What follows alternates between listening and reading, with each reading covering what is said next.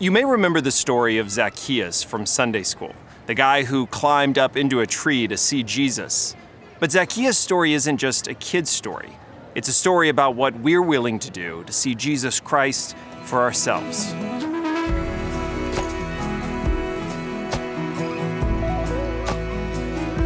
Jesus made a remarkable offer to each of us. If we seek Him, we will find Him.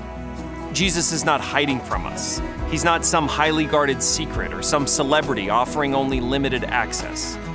Jesus calls us to follow Him, to pursue Him. To follow, we must move. We get up, open our eyes, take a step forward. The Bible is full of these stories, men and women pursuing Jesus, pursuing the truth and finding it, finding Him. Zacchaeus climbing a tree, Nicodemus seeking answers, Peter leaving the boat to walk on water to Jesus. There's nothing more fundamental in all of life than our desire to see Him, to know Him, to pursue Jesus. We don't know a lot about this man named Zacchaeus, but we do know he was not well liked. Zacchaeus was a leader of tax collectors, and he had become wealthy off of the taxes he had gathered. The Jewish people often despised tax collectors for their collaboration with Rome and for their practice of exploiting the system of taxation to their own profit. Zacchaeus was one of these collectors, and his neighbors in Jericho called him a notorious sinner. How strange it is to read of Zacchaeus' interest in Jesus. Hearing that Jesus was in town, Zacchaeus was desperate to see for himself, a desire complicated by his shortness. As much as he desired to see Jesus, he physically couldn't see over the crowd. So we read Zacchaeus ran ahead and climbed into a tree. Here is the notorious and rich Zacchaeus hanging from a limb above the crowd. Jesus saw Zacchaeus and called him down from the tree. Jesus invited himself to be a guest in the man's home, much to the crowd's shock.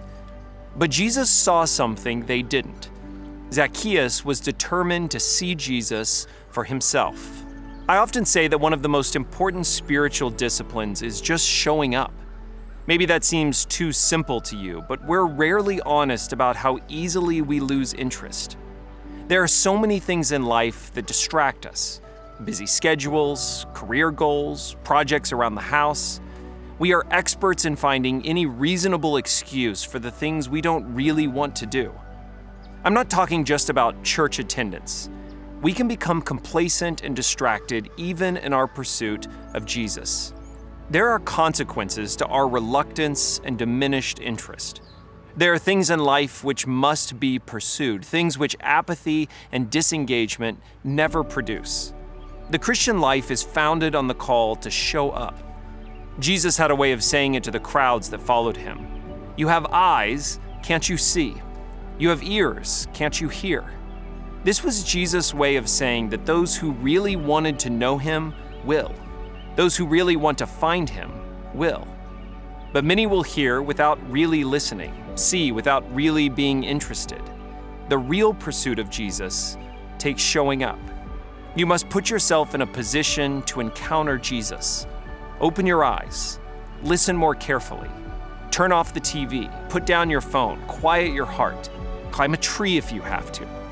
But don't miss what is before you. Jesus is passing by. How will you show up?